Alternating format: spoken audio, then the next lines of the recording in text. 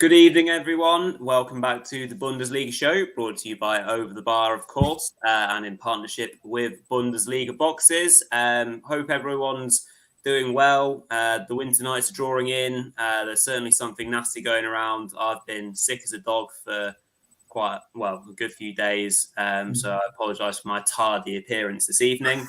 But yeah, obviously everything's down as well. Nothing's working on the internet, so I hope people are able to tune in and get a bit of entertainment via the Bundesliga Show. Obviously, if the technology doesn't let us down today as well.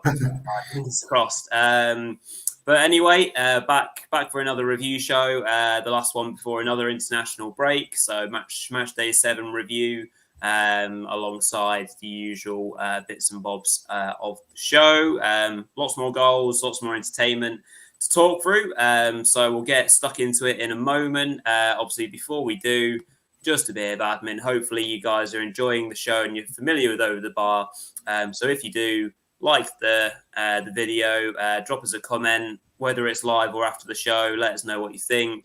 Have a go at the Anagram, anything. Just join in the community that we have already at Over the Bar. And of course, please do subscribe to the channel. We've just hit over 300 subscribers now, which, is a really nice round figure for us. We know it's not, hundreds of thousands, but hopefully you guys can continue to grow and as we do with the channel. Right, Mark, I think it's time to go over to you for a bit of anagram fun. So you'll obviously reveal the answer of last week's and then give us all a new one to have a go at. Yeah, absolutely. Just remember also we are in sponsorship as well with Bundesliga Boxes as well. So remember you can check out, I think, Rory, they've just had the latest batch, haven't they, I think? But yeah, remember to check that out and get on the reservation list for the next one because it's a really, really good system, actually. It's like, I mean, I think a lot of people nowadays, they like a kind of variety in the football shirts and it's kind of like pretty fashionable to get some like pretty nondescript ones, so to speak. I can speak for myself. Like a lot of my German friends I played football with were pretty impressed with the fact that I turned up in a Paderborn shirt and a Tasmania Berlin shirt as well. So if you want to if you're on the five-a-side pitch and you want to get a bit of credit, so to speak, then yeah, get your Bundesliga boxes ordered because it's a really good. Also for presents as well ahead of Christmas. I would imagine that you've got a few going ahead for Christmas. I think any hardcore football fan, any football fan, not just Bundesliga, really, I think would appreciate, especially someone that likes the football shirts and maybe some of the players out there as well. So yeah, get your Bundesliga boxes bought and yeah, thank us later. So. Okay, so over to Mark's mystery anagram as promised. Yeah. So for those of you with good memories, let's jog your memory by reminding you of last week's week 6 anagram, which was indeed radio pad. So yeah, Rory, I don't think anyone got it from what I saw. Actually, I don't remember anyone getting it. I'll have to double check. I think we definitely had someone in the live chat last week, or was it the week before? It was Ian. Yeah, I think Ian, if it was Ian, our master of the anagrams. Yeah. Congrats again. Yeah, and it was Hertha Berlin's rather tough-looking coach, Pal Dardai. Yeah, obviously not having the best of times this season. He's been more angry than happy so far. But yeah, Pal Dardai was the week 6 anagram. So let's swiftly move on to the week 7 anagram for this week, which, as you can see at the bottom of your screens, is WHETS outgrow. WHETS outgrow. So for those of you listening on the podcast, it's WHETS. Outgrow, OUTGROW. So yeah, WHETS outgrow is the anagram for week 7. So you got 2 weeks to get this one. So come on, guys, you can definitely get it. Either comment in the live chat or comment on the comment section at the bottom of the show. Okay, so yeah, where better place to move on to than the results from, as Rory said, the last weekend before the next international break. So as you can see at the bottom of your screen, we started on Friday night with the Upsilon derby, didn't we? So we had Köln 3, Fürth 1, another defeat for Fürth. Moving on to Saturday, we had Dortmund with a narrow win over Augsburg 2-1. Gladbach continued their good form with a 3-1 win at Wolfsburg. Stuttgart won the Baden-Württemberg derby 3-1 over Hoffenheim. Freiburg stay unbeaten now, 7 unbeaten with 4 wins, with another win against hopeless home side Hertha. They just cannot sort out the form at the Olympiastadion, can they? With a 2-1 win. Leipzig continuing their upturn in form recently, at least in the league, with a 3-0 win over Bochum. Then 3 good games on Sunday. We had a win for Union away from home. Obviously playing Thursday nights nowadays, so an impressive away win in Mainz 2-1. Then the shock of the weekend, we had Frankfurt winning 2-1 at champions Bayern Munich. And then to finish off the weekend, we had a bit of a thrashing, didn't we, with Leverkusen destroying still winless Arminia Bielefeld 4-0. Okay, so where better place to start than obviously the OTB's featured 4, which is where we pick our 4 best games of the weekend, which was hard this weekend, wasn't it, Rory? Because I think there were no poor games as far as I could see. Like pretty much every game had goals and incidents. Yeah, that's for sure, which is quite a common sight really in the Bundesliga. But yeah, we thought there's no better place to start really than obviously the shock of the weekend. I mean, yeah, obviously Frankfurt were previously winless incredibly in the first 6 games, but you have to remember they had drawn 5 of those games, so they'd only lost 1 game, which was on the opening day of the season at Dortmund.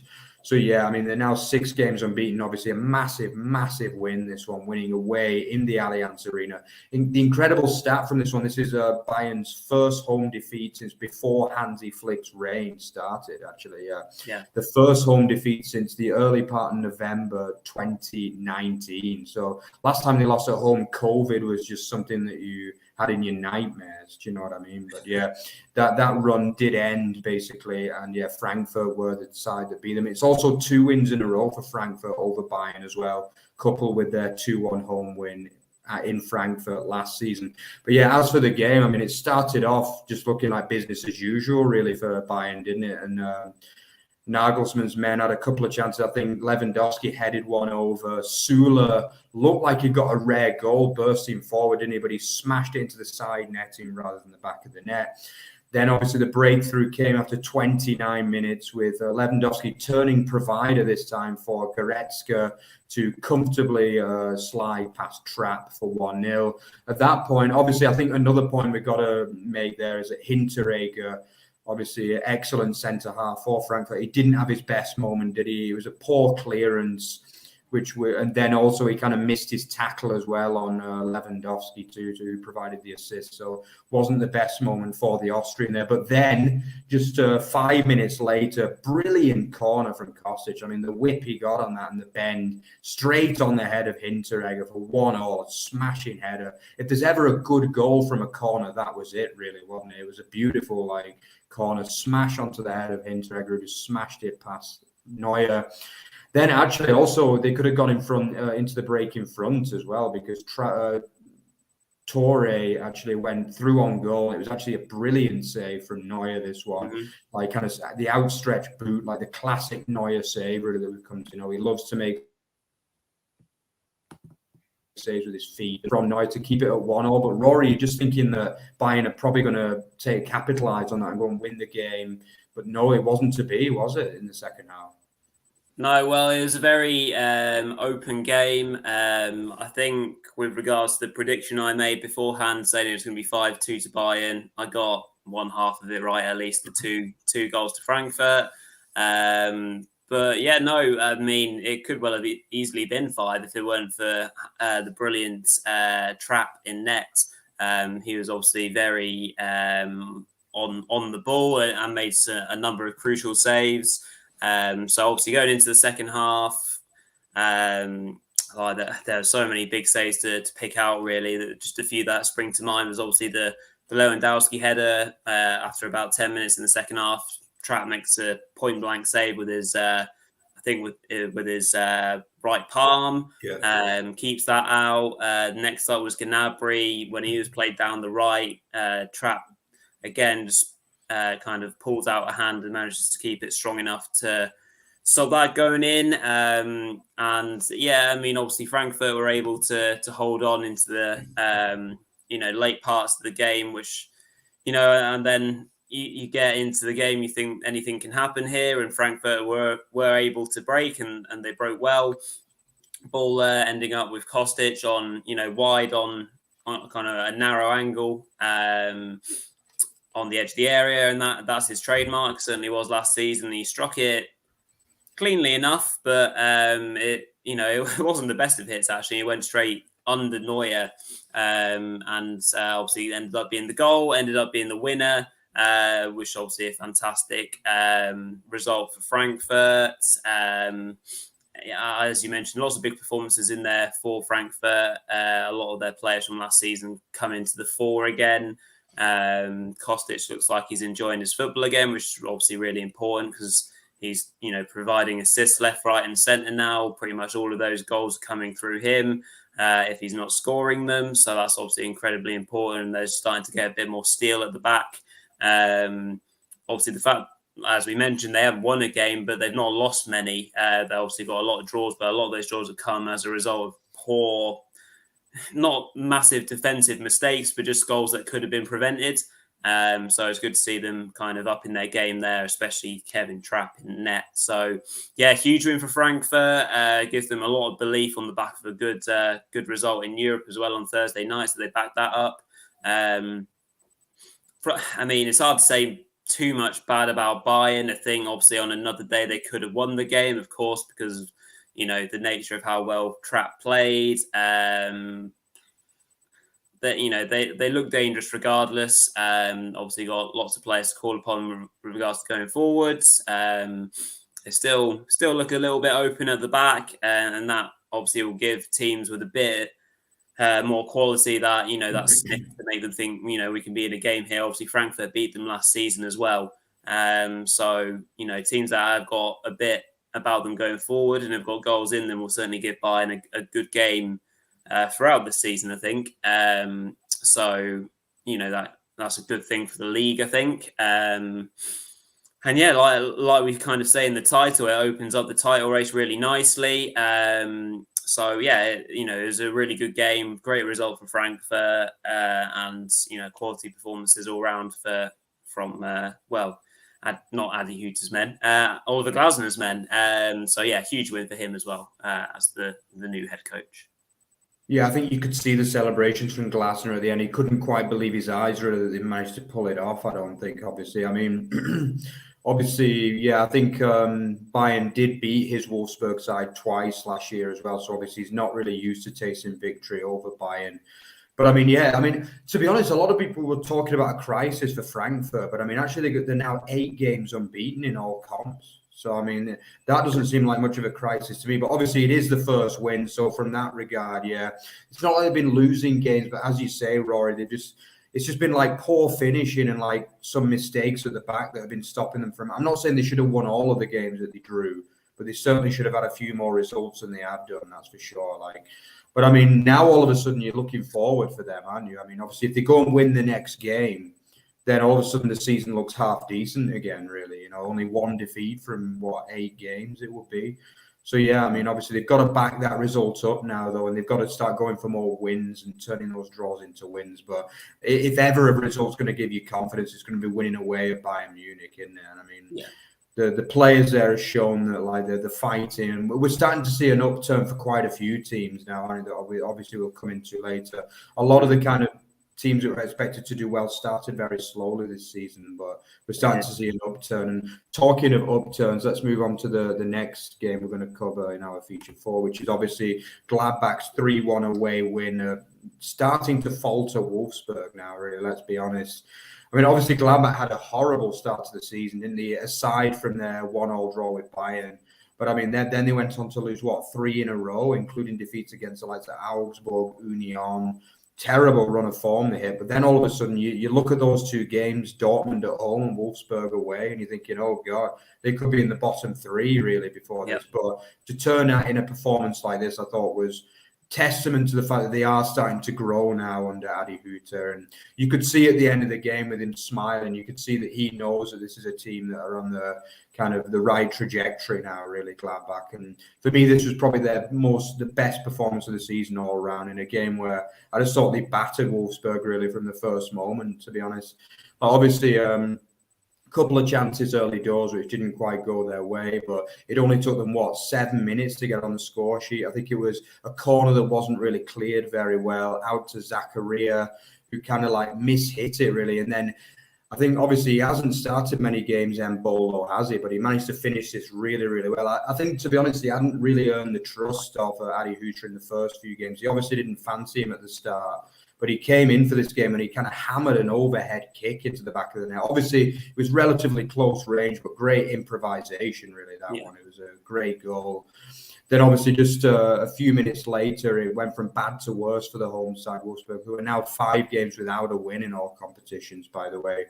And it was just a through ball from, I think it was Stindl to a Hoffman, who like comfortably ran through and slid past Casillas, and barely 10 minutes on the clock, and it's already 2-0 to the away side. And I mean, obviously, the game did kind of come a little bit closer. Obviously, Wolfsburg pulled one back, Rory, but it always looked like Gladbach were going to be victorious in this game for me, really. Yeah, it did. Obviously, getting a quick start is always important in any contest. Gladbach again continued to turn up in the bigger games, so to speak. Obviously, they'd be a much they'd be much higher up the league, and indeed a much more rounded team if they could produce that week in, week out. Whether it's a mental thing amongst the players, because it's hard to kind of nail it to one manager, because it was a similar story last season as well, wasn't it? Because they often turned up for the bigger games. So yeah, obviously, really quick start, 2-0 up after 7 minutes or whatever it is it's like having a handicap on the game being up that early on. Wolfsburg, as you said, worked their way back into it. A bit of magic from Riedle Baku on the wing, and then the ball fell nicely for who was it? Waldschmidt in the area to volley home after a bit of a lucky deflection. And then Luca Bacchio on loan from Hertha also had a really good chance, but fluffed his lines. Not to many people's shock, probably from a Hertha Berlin point of view. Hit straight at Sommer. But yeah, after that, pretty comfortable from Gladbach. Lacroix was given his marching orders for a second yellow, which was a foul in the area, which brought down Mbolo again. So again, Mbolo involved. Referee gave a penalty, but Castells was able to make up for a mistake for the second goal, to be fair, as he came rushing out to try and beat Hoffmann to the ball. He saved the penalty, so it's still 2-1, so still a bit nervous perhaps for Gladbach. Wolfsburg then, for a few minutes, went down to 9 men when there was another red card, this time for Roussillon, but it got overturned by VAR because I think it looked like the player got some of the ball for making last challenge. And then right at the end, deep into injury time, Joe Scally, yet another American, obviously we've mentioned him a few times on the show already, managed to intercept a pass, headed it, chased his own header, and ran through and scored a lovely goal by the young fullback. So great piece of energy, opportunism about that moment. So very well done to him and on his first ever Bundesliga goal. So that's obviously brilliant for him.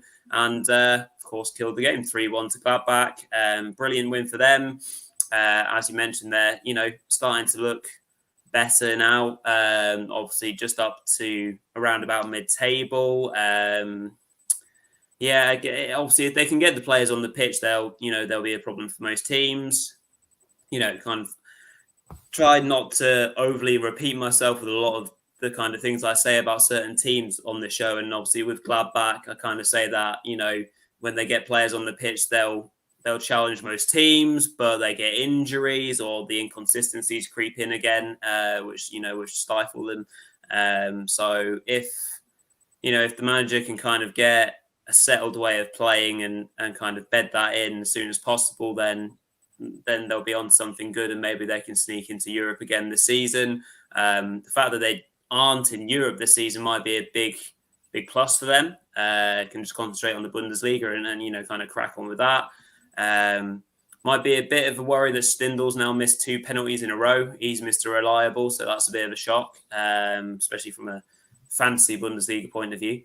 Usually Mr. Reliable in terms of getting you some regular points. But But yeah, important that Mbolo had a good game. Like you said, maybe he's not been trusted. A lot of the times he's used as an impact player from the bench, particularly when Plie and Thuram are fit. So can he take some of the responsibility now, much like, say, Diaby's done at Leverkusen because Bailey moved on? Obviously, that it helps if the player rises to the challenge, which he did on this match day. For Wolfsburg, the bubbles burst a little bit. A couple of losses. Their discipline seems to be a bit of an issue. Quite a lot of red cards. 2-2 in the European games, although obviously the second one was a complete joke and a refereeing mistake. But another red card, could have been 2 in the same game. So that's a bit of a worry. Obviously, they're a rigid team sometimes. They're reliant on the way that they defend well, and they're physical, and they can, put that on to other teams. But you've got to do it in the right way as well, and not kind of do it so that it costs you. So, work to do for Wolfsburg, and obviously the new head coach, Van Bommel. He'll be a bit worried about the lack of form. Their start was really impressive, but now that they're facing a bit of adversity, it'll be very interesting to see how they react. So we'll learn more about them and how Van Bommel's going to go as a coach in the coming weeks. Absolutely, yeah. But obviously, Adi Hütter's men march on, and they're going to be in pretty confident mood going into the restart in 2 weeks after obviously the international break. Okay, so let's move on to the third game, which, talking to teams that informed, probably the informed team of the Bundesliga at the minute. If it wants to come on, Bayer Leverkusen just destroying North Rhine-Westphalen rivals. Bielefeld. I guess, to be honest, this was probably as comfortable an away win as you're ever going to get in the top tier of any level of football, really, to be honest. I think, obviously, going ahead after just 80 minutes through that man, Moussa Diaby, who, as Rory said, has very much stepped up. And for me, the question with Diaby was always his finishing, really. He was always a class player, but he always used to miss, one-on-ones for fun, didn't he? But, he does seem to have worked on that finishing. He seems to be flourishing in the fact that he is probably not necessarily their best player, because, obviously he's probably still overshined by Florian Wirtz and potentially Patrick Schick as well in that department. But definitely we've seen a lot of improvement with him and more consistency, and he did put them in front. It was a bit of ricochet, really, but he showed his pace to get in behind 2 or 3 defenders and just slip it past Ortega with a good finish for 1-0. Then probably the most controversial moment, really, I guess, was the fact that, Patrick Wimmer, just about 30 or 40 seconds after that moment, after 90 minutes, had a goal disallowed, which I thought was a bit harsh myself, to be honest, because I think it actually looked like a really good finish. He kind of back-heeled it into the back of the net, didn't he? But it was actually disallowed by it was one of those that we see a lot in the Premier League as well, don't we, where the player was kind of standing there and the referee deemed it to be offside because he was in the way of the keeper and the ball. I always think they're a little bit harsh, those ones, to be honest. Would you agree with that, Rory, that this was a bit of a harsh decision against Bielefeld, really? Yeah, well, it was slightly harsh. Would have given them a great response to going 1-0 down as well. But fine margins in football, and this one unfortunately went against their home side. That they would have needed those 50-50 kind of calls going their way in general for this game. So a bit harsh, unfortunately. Yeah, agreed. Yeah, but then obviously, the informed visitors obviously capitalized very, very comfortably after that. It was that man, Florian Wirtz, that made the second one, gliding through midfield, the great pace, threading a great ball through to the informed Patrick Schick, who comfortably finished past Ortega for what was at the time his 5th league goal of the season. Then, obviously after half-time, that man, Jeremy Frimpong, he's another player that's come from nowhere, and it wasn't really favoured last season, was he, after signing in January? But, for me, this season, he's probably outshined Bakker, to be honest with you, a fullback, really, in many ways, with a lovely, again, getting in behind that Bielefeld defence, clipping a lovely ball in straight onto the head of Patrick Schick. It kind of looked like it was an own goal at first to me, but it was definitely Schick that got his head on it for 3-0. That killed the game, Rory, and then just cruise control from there, really, wasn't it? Yeah, after 3-0, there's a lot of substitutions made, wasn't there? And the game kind of lost a bit of structure, as it often does when there are so many subs. The game drifted towards an inevitable end. I think Fabian Klos came close with a header at the back stick. But again, nothing cutting edge, unfortunately, for Bielefeld. Leverkusen was slicing through them at will. And then a fourth came right at the end of the game came out of nowhere, actually, the penalty. So the penalty was given for a flailing arm by the Bielefeld player in his own box, kind of brushing someone aside, which was obviously only picked up by VAR. And then, 9 times out of 10 in the middle of the pitch, it's kind of just play on. You see it every day at your local park or Sunday, Saturday league game. So I thought that was a strange one, the fact that they needed to pick up on it, despite the fact that it was already 3-0. But yeah, Demirbay puts it in for 4-0, and the game is done. Leverkusen, looking really hot at the moment. One of the form teams, well, probably the form team in the Bundesliga and one of the form teams in Europe right now. Dismantled Celtic in the Europa League as well. And look, a real force going forwards. Schick scoring goals. Obviously, still got someone like Ilario to come off the bench. I know he's not got off the mark yet in the Bundesliga, but he's scored in midweek. Again, only from the penalty spot, but it's good for confidence for the second striker, so to speak. And you've got players all around them.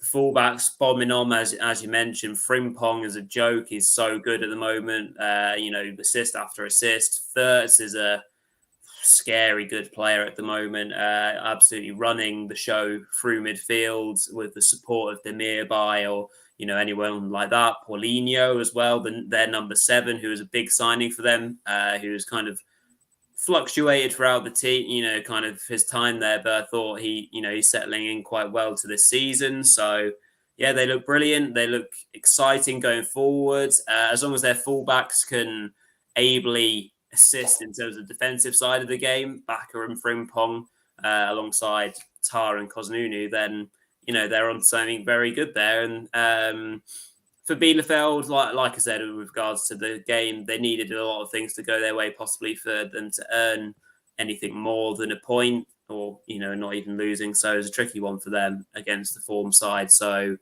it's kind of one of those dust yourselves down and go again, and go out in search of that elusive win, because now they're only one of 2 teams that haven't won a game. Obviously, the other team being Fürth, who look quite desperate right now.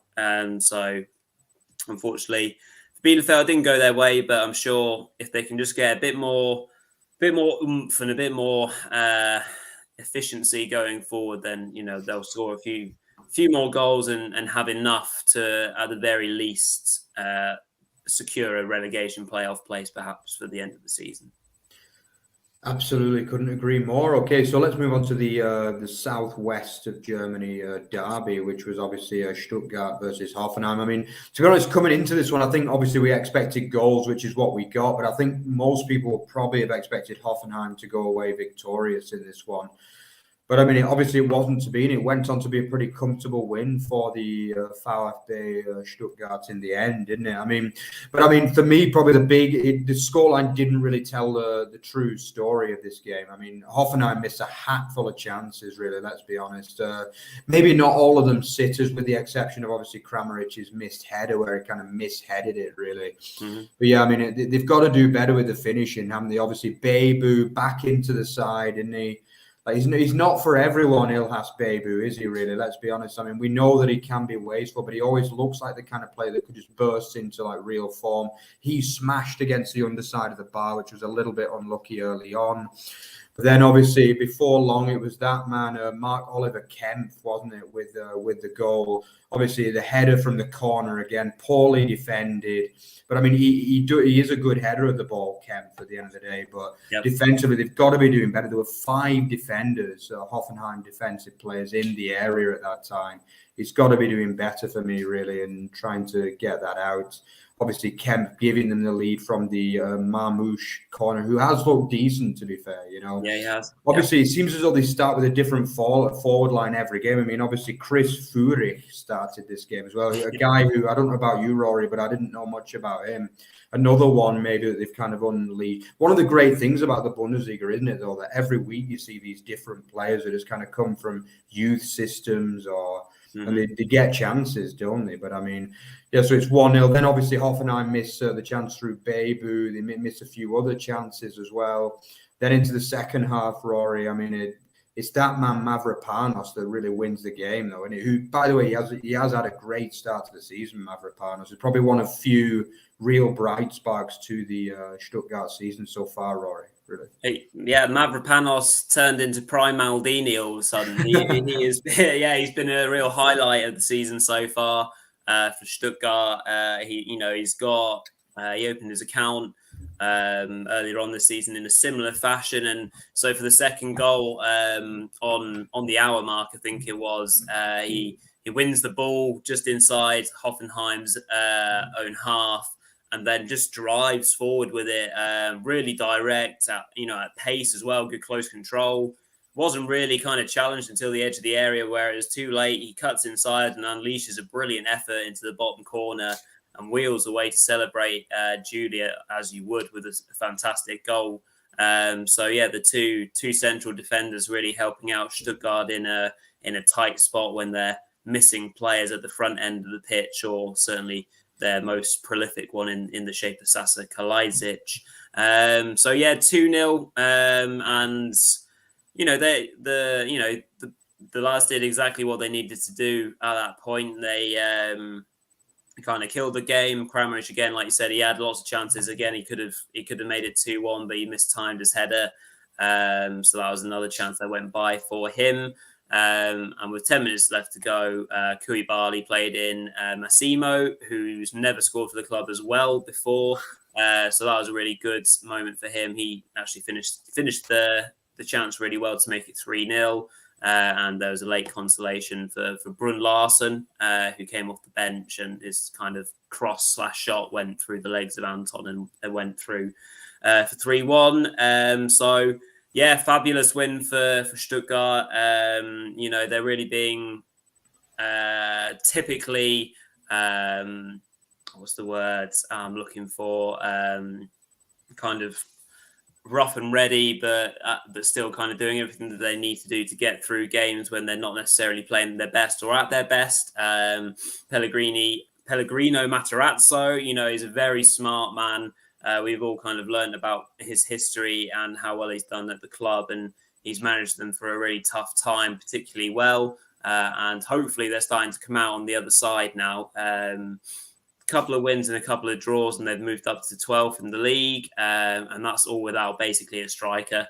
I know they brought in Marmoush in the last few games, and he has looked particularly useful. Obviously, he opened his account as well a few weeks ago, so hopefully he'll come good, and he can create a partnership with either El Al-Qadawi or even the man who started at the weekend, who, as I said, I don't really know much about him.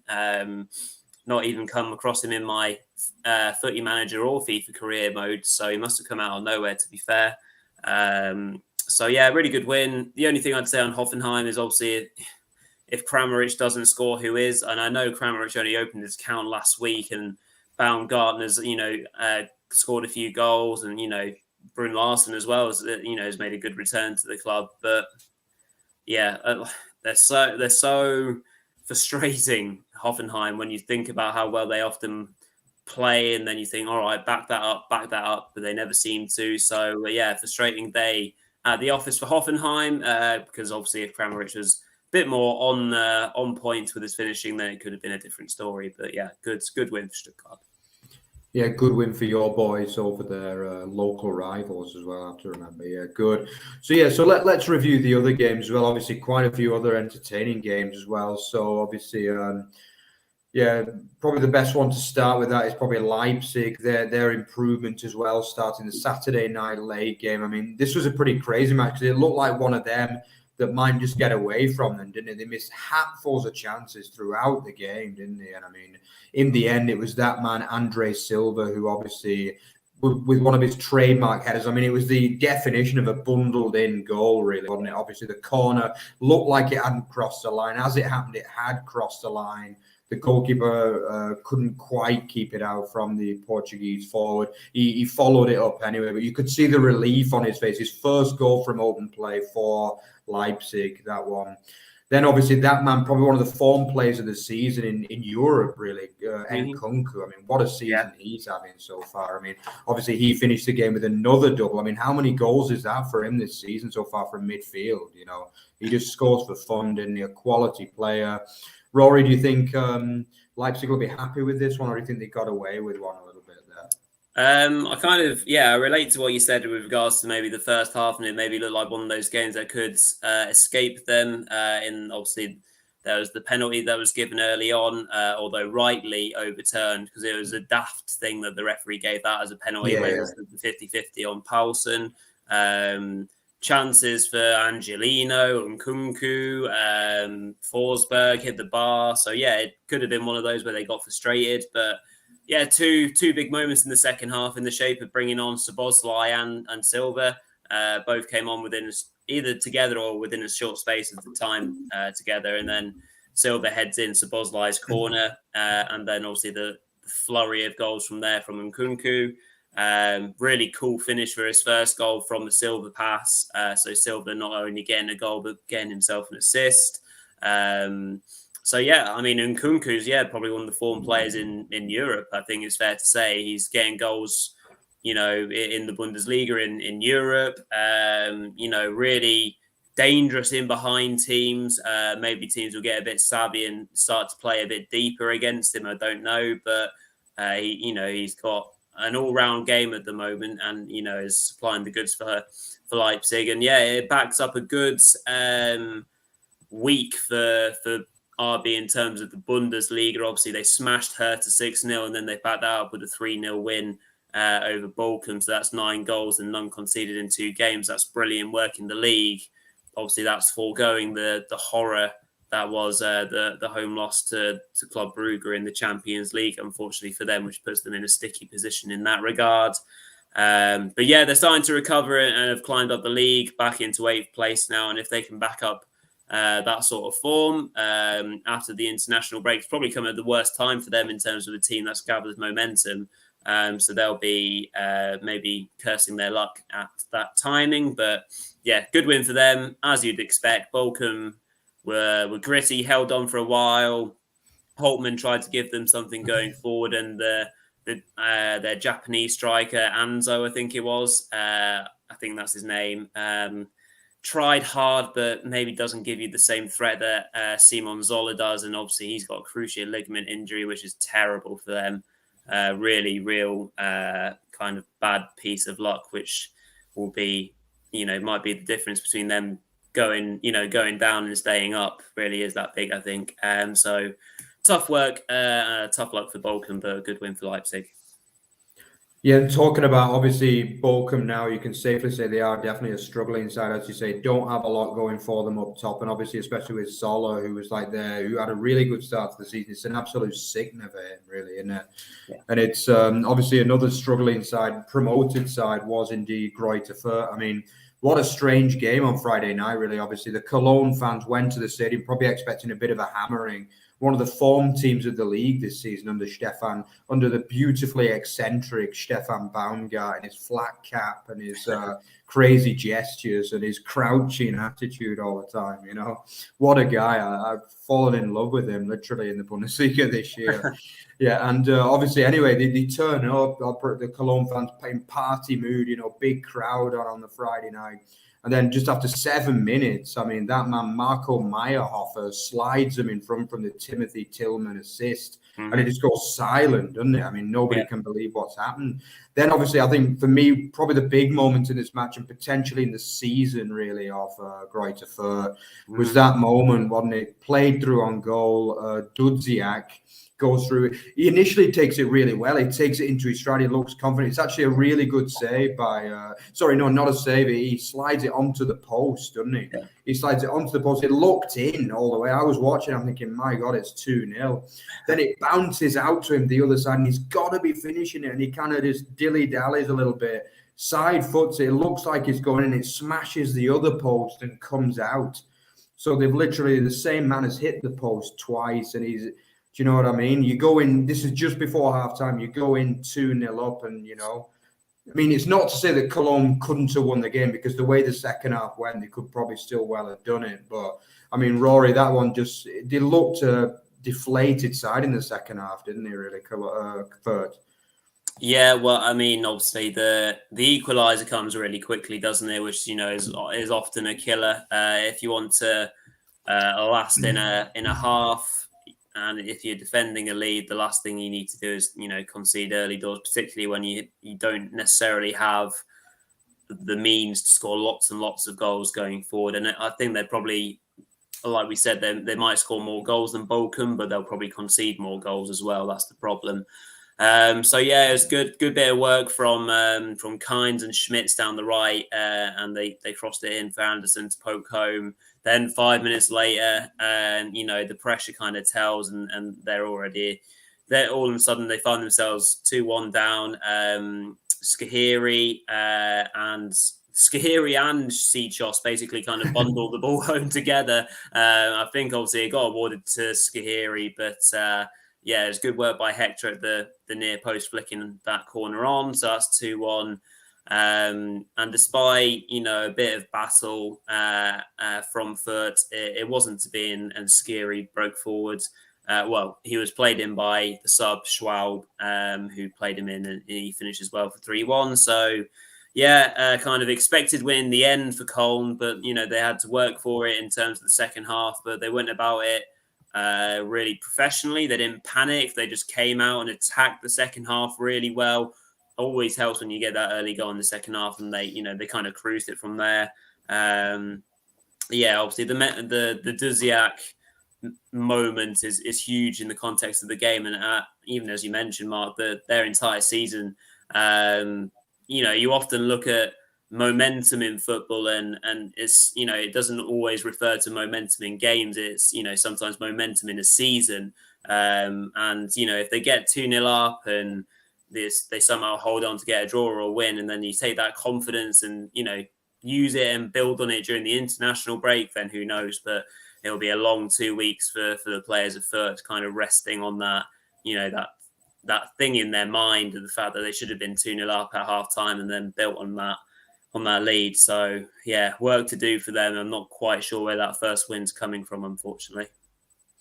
Yeah, definitely. It's an absolute singer, but I mean, Cologne was still, let's be honest, well worthy of the win in the end. Completely dominated the second half, really. But yeah, again, it's 7 games now, 6 defeats for Furt. They've work to do, really. But ironically, Rory, I don't know if you know, but Furt hosts Bochum in the next round of fixtures. Now, that is the definition of a 6-pointer, that one. Isn't it? Yeah. Let's be honest, that is literally like the definition of a 6-pointer, that one. I mean, if that's a draw, we might as well count those two sides down at the minute. Yeah, the way they're both playing. I mean, both are struggling badly, let's be honest. But yeah, that game comes at a good time, really, because it gives them a chance, a game where both can realistically win, and potentially Furt can get that first win, which they badly need, to give them confidence and believe that they can compete seriously at this level, which, to be honest, I'm still not convinced that they believe they can do, in all honesty. Okay, some more entertaining games still to come as well. Obviously, we got Freiburg continuing their great form with a 2-1 win away at Hertha Berlin. I mean, obviously, we've seen Freiburg. They tend to be they play with a lot of flair going forward at home, but away from home, they try to kind of keep it tight a lot, don't they? Which is obviously great management, really, obviously, isn't it, from Streich? But I mean, this game, Hertha Berlin is so frustrating, because I actually thought they played well in this game, to be honest with you. I thought they were really good for long periods, to be honest, in this game. But I mean, it's just, once again, it's from the corner, isn't it? Christian Gunther, they're always very good from set play, so you've got to be like doubly on your mark, really, against Freiburg. And yeah, Christian Gunther swings in a good ball, but I mean, it's just so easy for Leinhardt just to kind of like head it in the Austrian international for 1-0. This is after Hertha have made a good start as well in the game, really. And I mean, they go on to have another load of sack full of chances as well. Serdar missed a few. That man, Davy Selke, Lukaku 2.0. Missed a few chances as well, as he always does, let's be honest. And then finally, though, they do get the equaliser, don't they? It's a really, really good goal as well from the home side, Berlin. Obviously, Mittelstadt putting a great ball in ahead of the defence. Some would say it was a bit lackadaisical defending from Freiburg. There were a couple of men kind of caught daydreaming a little bit. And it was that man, the substitute Piatek, who smashed home an equaliser. It'll still be on me how he never seems to get a start, really, Piatek. But I mean, we've talked a lot about Hertha Berlin. There do seem to be internal issues there, don't they, potentially with some of the attitudes of players and things. And obviously, Pal Dardai does seem to favour Davy Selke like every single game, really, which I think nobody who watches the Bundesliga on a regular basis can really understand. But Piatek got the equaliser, and then I think it was Piatek who also smashed the bar a few minutes later as well. It was Eklund Camp, I think it was. Yeah, it was. Yeah. But I mean, he was like, that had gone and it would have raised the roof off the Olympia Stadium. But I mean, that was unlucky, really. And then lo and behold, just kind of typical Hertha Berlin of the last 2 seasons, really, let's be honest. They're looking like they're going to get into it. And then substitute Nils Petersen from a miscleared corner. I mean, to be fair, it is a great finish, actually. It's really good improvisation from, let's be honest, he's their third choice centre forward, really, nowadays, Nils Petersen. He doesn't get on the pitch much. Great, I would call it an overhead kick, really, into the kind of far corner. And that gives them the win, Rory, for Freiburg. Obviously, a 4th win out of 7, coupled with 3 draws as well. I mean, but yeah, for me, it's all about Berlin this game, really. They give away 2 poor goals and they just miss too many chances, don't they, really? Yeah, I mean, Hertha at home, obviously, are kind of a hard team to predict. You know, after a bit of momentum, getting the wins against the newly promoted teams, obviously that's kind of been stifled now by the 2 losses to RB and Freiburg. And yeah, I don't really know much what else to say with Hertha. They don't feel like they utilise all their best assets. Pal Dardai is having a bit of a tricky time of it. And there can't be an awful lot of confidence going through the club from top to bottom. Piatek obviously does well to get himself a goal. But yeah, obviously, unfortunately, they can't follow that through. Obviously, if Eklund Camp does get the goal, then brilliant. Then they can maybe go on and go from there. But Freiburg have got a gritty way of playing. They're a really good team as well, and they showed their quality in the end. And Peterson, super sub, Bundesliga super sub, was able to kind of be the difference in the end. So Freiburg's record-breaking start goes on. Hertha again, that's still almost like Hoffenheim, but to a lesser degree, flatter to deceive, and are in a much worse position than say Hoffenheim are, because obviously Hoffenheim probably produce a bit more of a goal threat. Conceded 20 goals in 7 games. It's not ideal. That's the worst in the league, I think, by the looks of it. Fürth have only conceded 19. They're in as the example. So in 14th place, 2 points above Bielefeld in the relegation playoff place, 2 points also ahead of Bochum. So 1 win for either of those teams, really draws Hertha back into the fray. So yeah, lots of work for them to do. They look a little bit lost right now. Yeah, it's just the same old problems for Hertha, really, in year after year these days. Yeah. Okay, so moving on, still another couple of games to go through. Obviously, we had a win for Dortmund, didn't we, over Augsburg? I mean, for me, though, this was a really even game. I mean, I think if you have Haaland in the game, it probably finishes like 4-0 or 4-1, this one, doesn't it? But, I mean, we have seen that Dortmund, they don't look the same side without Haaland at all. Obviously, his 2nd league game in a row out. Obviously, they went down to a pretty lackluster 1-0 defeat against Gladbach last week. And obviously this week, just about, I wouldn't say scraping past, because they probably still were worthy of the win, especially in the second half, But I thought in the first half, obviously Caliguri had a really good game for the away side, Augsburg. He had a couple of great efforts. I think the penalty, obviously, they go ahead through a penalty, don't they? But it's such a ridiculous foul, really, from, I think it was it Gumney who gave the foul away? I mean, it's really poor that from it. It was, when I first saw it, I thought, no way is he given a penalty for this, you know. But when you look, he did stamp on his foot, and it actually took his shoe off as well, didn't it? So he kind of had to give it, really. Would you agree, Rory, that it was a penalty that for Dortmund? Yeah, it was, it was a soft decision, that one. Yeah, no, penalty for me. Catches him on the back of the heel. Yeah, bit clumsy, really. Not what you need after 10 minutes in the game. Yeah. Yeah, then obviously that man Guerrero, who probably has been, aside from Haaland, the best player for Dortmund this season. He's had a great start to the season. Rafa Guerrero, he's become a really, probably the fact that he took the penalty in replacement of Haaland shows just how important he's come to this team, really. It's not often you see a fullback taking penalties, but he comfortably, classily kind of waited for the keeper to dive, rolled it home very, very easy for 1-0. But then, yeah, I mean, they just don't keep clean sheets, Dortmund, do they? I mean, we've talked about it time after time. They'd have been looking at this game and thinking, you know, we can keep this pretty shot-shy Augsburg side out, surely, you know. But it wasn't to be, was it? I mean, the shot off the bar and then well followed in by that man Zakiri, who actually had a really good game, by the way, Andy Zakiri. He was Augsburg's probably one of a number of good performances actually from the Bavarian side. He smashed home past Kobel for 1-1. Then, Rory, you're kind of getting a bit worried for them, aren't you, at halftime, thinking how they're going to win this game. But obviously, in the end, they managed to find a way.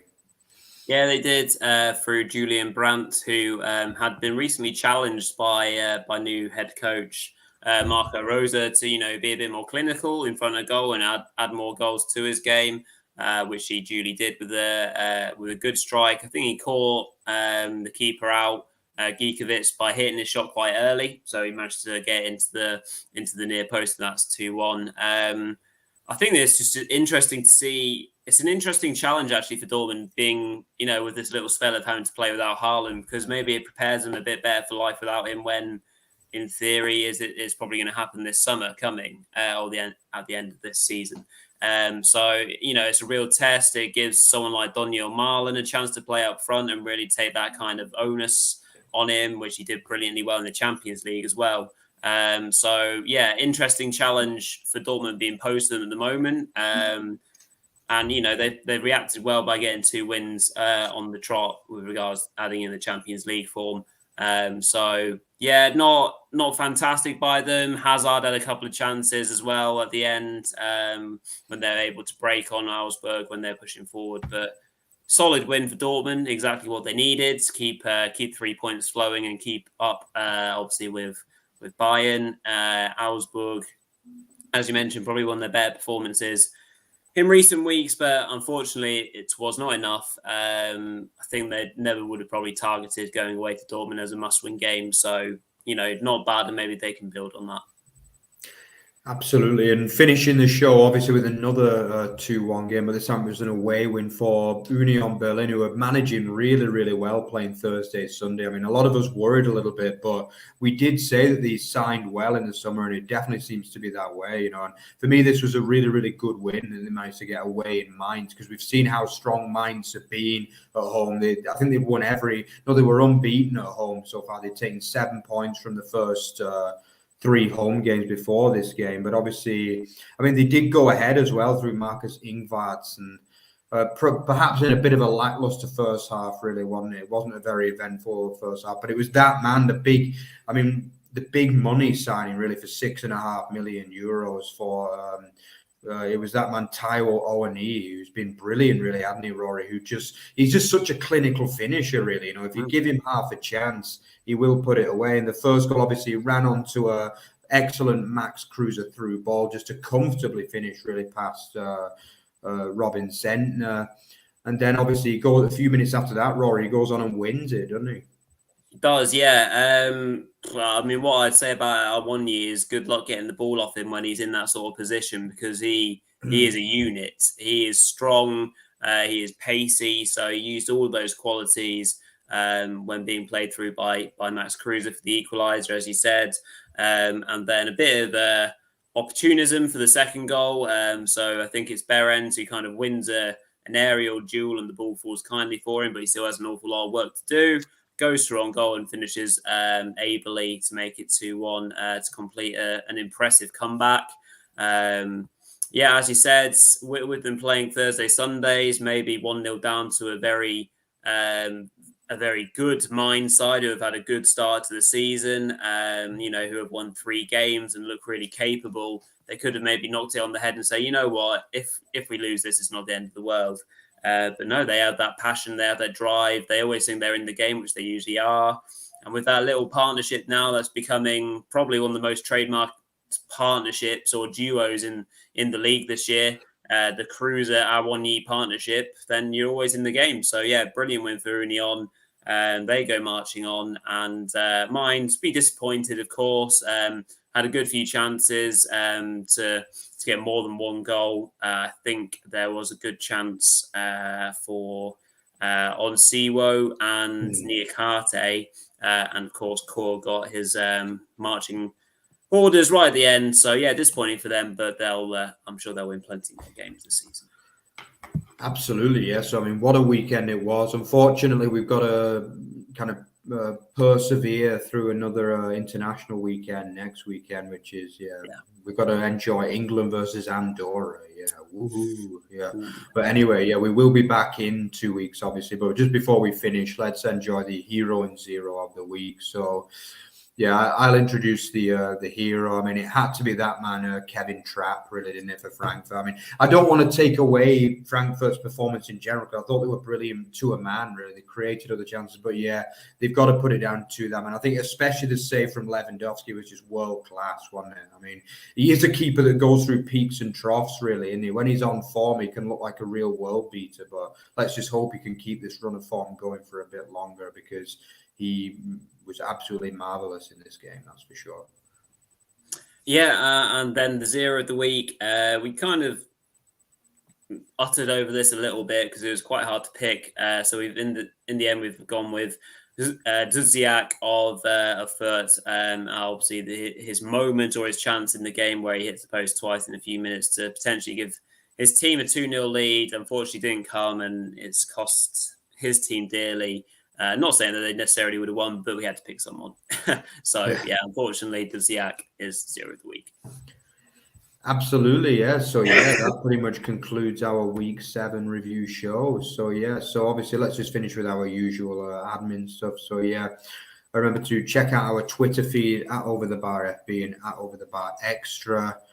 Remember to check otbfootball.net, which is a centerpiece of ours. So remember to check, like, comment, and subscribe as well to our YouTube stuff, because that's really important to us. But yeah, I mean, yeah, we hope you enjoyed the show as well. And yeah, we'll see you again in, I guess, 10 days or so for our fantasy football as of the Week 8 campaign. Enjoy England v Andorra, and see you then.